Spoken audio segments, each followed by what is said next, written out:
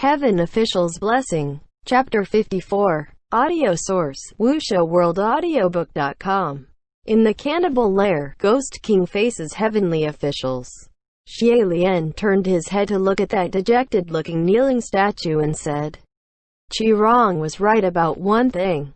I am quite the failure. Don't believe in the words of a useless trash like him," Hua Cheng said gently. "Other than being good at not dying and running away, he's got nothing else going for him. He can't even level up to a supreme after 800 years. Even beating him up would only dirty hands." Xie Lian's lips jerked upwards, thinking, wasn't he also the same?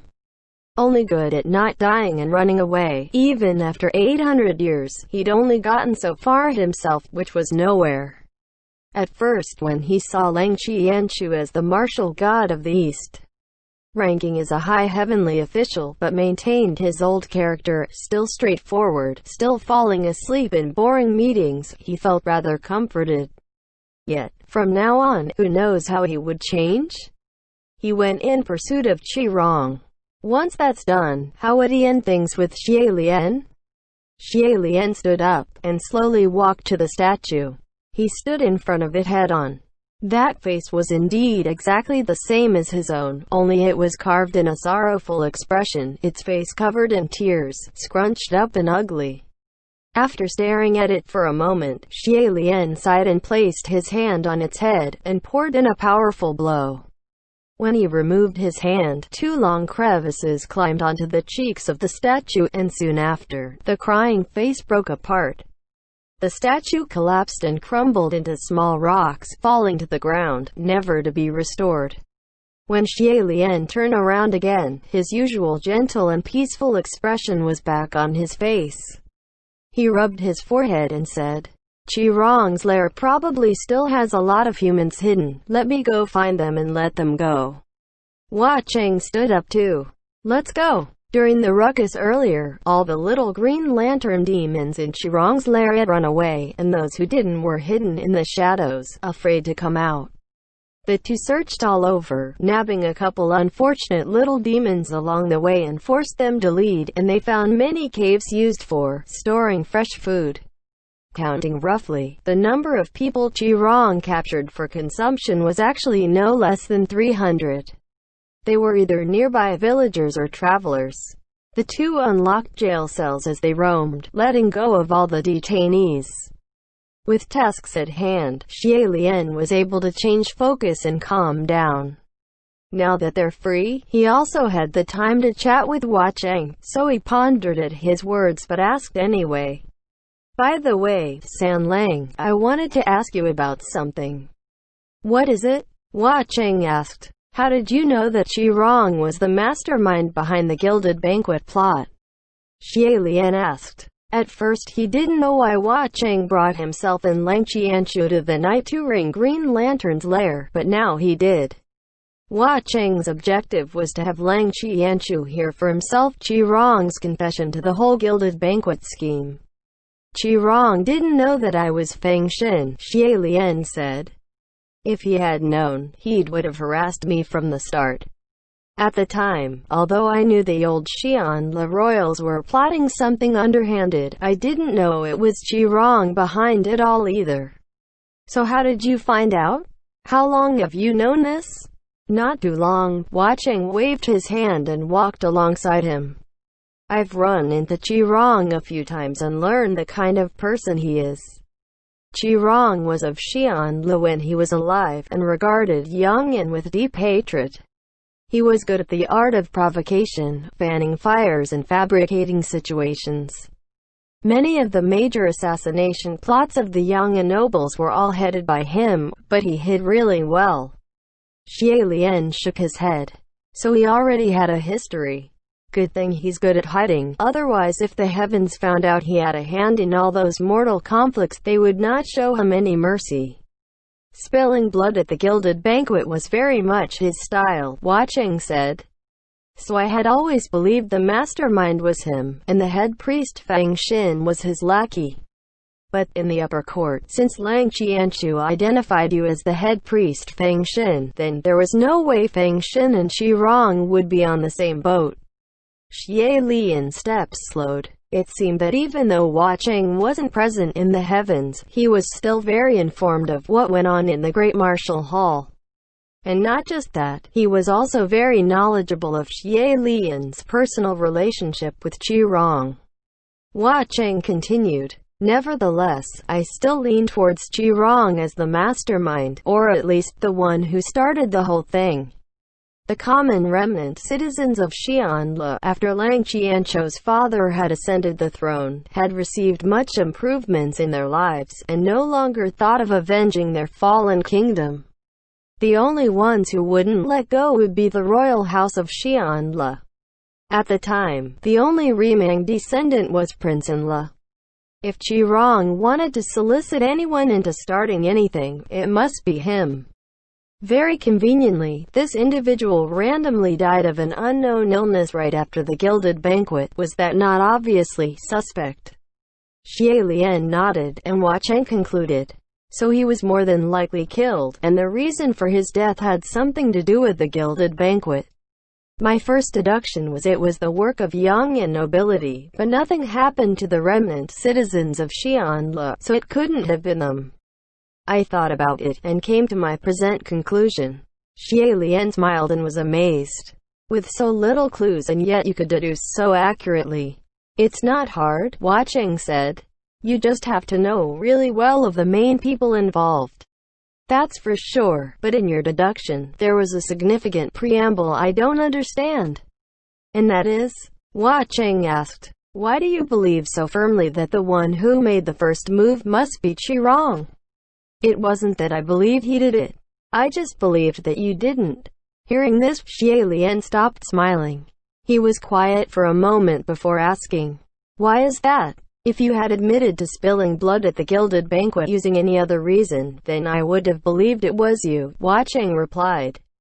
The king of Yang'an was sincere in his rule, loved by the people, and yet Lang Qianchu said the reason you told him was, I couldn't stand seeing you in that position. Single quote. That was the model declaration of one overthrowing the crown. But if those words came from you, then it'd be poor attempt at tarnishing your own name. Hearing this, Xie Lian puffed a laugh soundlessly. Tarnishing my own name? Did you not think that I might not have harbored those thoughts deep down inside? Maybe I do have some resentments hidden. Thoughts are thoughts, you wouldn't have acted upon them, Hua Cheng said. You, Xie Lian closed his eyes and shook his head, as if undecided whether to comment. Hua Cheng urged, what? Tell me. It won't matter. Xie Lian chewed on his words, but finally said, I just think it's best for people not to have too much hope in another. Oh, Hua Cheng hummed. And what do you mean by that? Don't think someone overly perfect. Xie Lian replied. If it's just watching a shadow from afar and never having to interact, then whatever. But once acquainted and you grow close, one day you'll end up finding that this person was not what you had imagined, maybe even the complete opposite. When that happens, you'll be very disappointed. Hua Cheng disagreed. You never know. I don't care if anyone else is disappointed. But to some, the very existence of a certain person in this world is in itself hope. Although he didn't specify who some were, and who a certain person was, his tone plain and casual like it was an offhand comment. Xie Lian's heart lifted. He felt light, even. He paused in his step and couldn't speak. Some moments after he suddenly blurted, San Lang, who are you, really? Hua Cheng stopped too, and turned his head to look at him. Xie Lian looked squarely in his eyes and asked thoughtfully, you knew who Qi Rong was, and knew the kind of person he is. You knew who I am, and knew how to paint the crown prince of Xianle who pleased the gods. You seem to know everything about me. You know a lot, maybe even more. Hua Cheng raised his eyes. Don't I always know a lot? Xie Lian shook his head. It's not the same. His left hand held his right elbow while his right hand propped his chin. He looked at Hua Cheng in wonder. I've always had the feeling that you are someone from my past, and must have known me from very early on. Maybe it was during my first ascension. No, maybe even earlier. Yet, I really don't remember. When have I ever met a character like you? Someone like Hua Cheng would be unforgettable after the first meeting. Xie Lian had never bashed his head in and lost his memories, so if they had met, there was no reason to not remember. Xie Lian stared at him, looking somewhat bemused. Who are you exactly? Have I met you before? Hua Cheng didn't answer, but his lips lifted softly. Xie Lian immediately came to, and realized his questions were extremely inappropriate. A demon's real name was usually a secret.